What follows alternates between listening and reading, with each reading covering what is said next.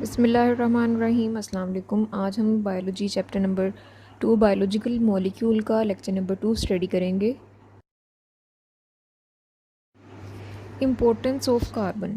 Carbon is a basic element of organic compound. जैसे कि हम पहले पढ़ चुके हैं कि कार्बन जो है वो ऑर्गेनिक कंपाउंड में एक बेसिक कंपोनेंट है। Due to its unique properties it occupy central position in skeleton of life. इसकी इन यूनिक प्रॉपर्टीज़ की वजह से जितने भी ऑर्गेनिक मॉलिक्यूल्स हैं उसमें ये बहुत ज़्यादा ज़रूरी होता है। अगर हम इसके स्ट्रक्चर की बात करें, it is tetravalent and react with many other element forming covalent bond. When it combined with 4 atom or radical, 4 bonds are arranged symmetrically in tetrahedron and give stable configuration। अब यहाँ पे आपको कार्बन का structure नज़र आ रहा है। इसके inner shell यानी कि फर्स्ट शेल में इसके 2 इलेक्ट्रॉन प्रेजेंट हैं, जबकि इसके आउटर शेल में या इसका जो सेकंड शेल है उसमें 4 इलेक्ट्रॉन प्रेजेंट हैं।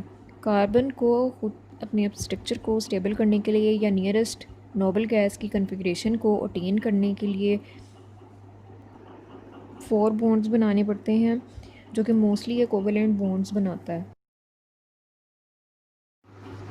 Carbon atom can form stable branched or unbranched chains or rings, so it can make vast variety of organic compound।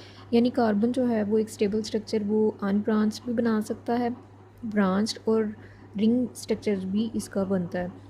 Carbon carbon bonds form a skeleton of organic molecule, यानी एक basic skeleton उसका provide करता है। नीचे आपको carbon जो है वो नज़र आ रहा है जिसके 4 बॉन्ड प्रेजेंट है, यानी ये कार्बन अपनी 4 बॉन्ड जो है वो या तो किसी दूसरे कार्बन के साथ जो है वो मिलकर बना लेगा टेट्राहेड्रन, या फिर ये हाइड्रोजन के साथ जो है वो मिलकर इनकी बॉन्डिंग करेगा, या फिर किसी अदर एटम के साथ मिलकर इन 4 बॉन्ड्स को पूरा करेगा। जैसे यहाँ पे आपको अनब्रांच चेन नज़र आ रही है, जो इसकी फ़र्स्ट वाली फिगर है इसमें आपको कार्बन की लीनियर अरेंजमेंट नज़र आ रही है। 4 कार्बन प्रेजेंट हैं, हर कार्बन के साथ जो है वो फर्दर बॉन्ड जो है वो प्रेजेंट है। फर्स्ट एंड लास्ट वाले के साथ जो है वो आपको नज़र आ रहे हैं कि 3 बॉन्ड्स प्रेजेंट है, जबकि इनर साइड के ऊपर जो है वो दूसरी कार्बन के साथ जो है वो लिंक्ड है। अब इनके साथ यहाँ पे हाइड्रोजन ने कोवेलेंट बॉन्डिंग की है और एक अनब्रांच चेन जो है वो उसकी फॉर्मेशन कर दी है। यहाँ पे आपको ब्रांच्ड और रिंग स्ट्रक्चर जो है वो नज़र आ रहे हैं। यानी अगर आप ऊपर वाले सेकंड स्ट्रक्चर को देखें तो यहाँ पे सेंटर वाले कार्बन के साथ मज़ीद 4 कार्बन जो है वो अटैच हैं, और हर कार्बन के साथ फिर फर्दर 3 हाइड्रोजन एटम अटैच हैं। तो ये इसकी कार्बन से आगे फर्दर जो है वो उसकी ब्रांचेस हैं। और क्लोज्ड रिंग में आपको नज़र आ रहा है कि यहाँ पे हर कार्बन के साथ फर्दर कार्बन भी अटैच हैं जो कि उसका इनर स्केलेटन बना रहे हैं, और बाहर वाली साइड के ऊपर उसके साथ हाइड्रोजन अटैच हैं।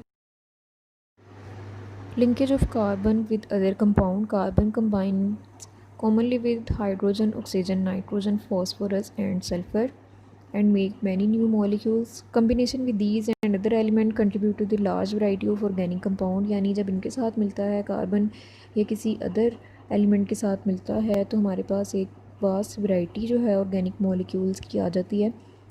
इसमें हम कहते हैं कि कार्बन अगर हाइड्रोजन के साथ बाइंड करता है तो carbon hydrogen bond is the potential source of chemical energy for the cellular activities. यानी सेल के लिए सेल की जो एक्टिविटीज़ होती हैं उसमें main source of energy carbon hydrogen bond है।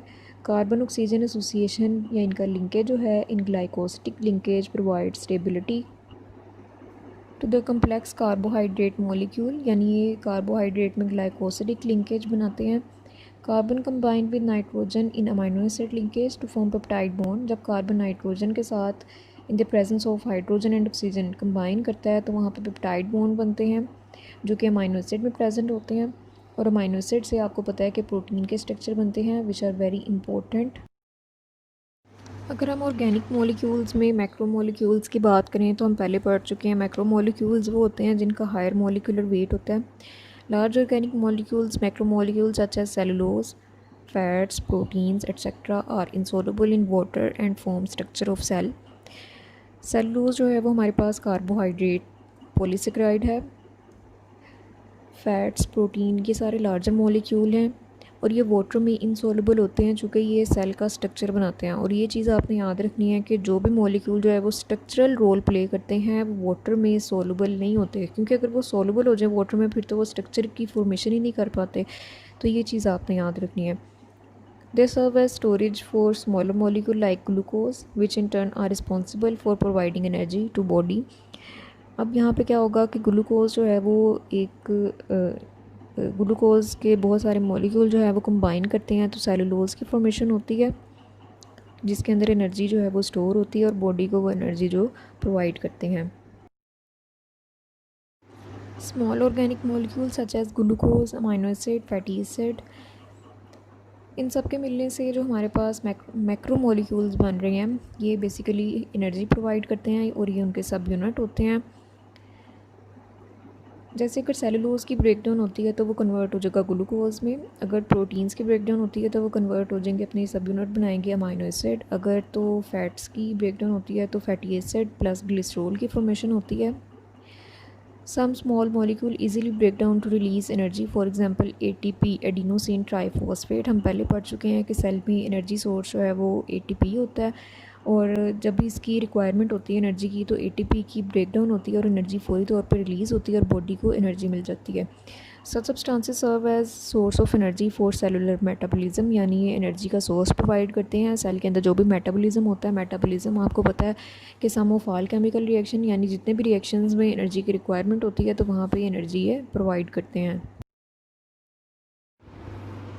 ओके, थैंक यू, अल्लाह हाफिज़।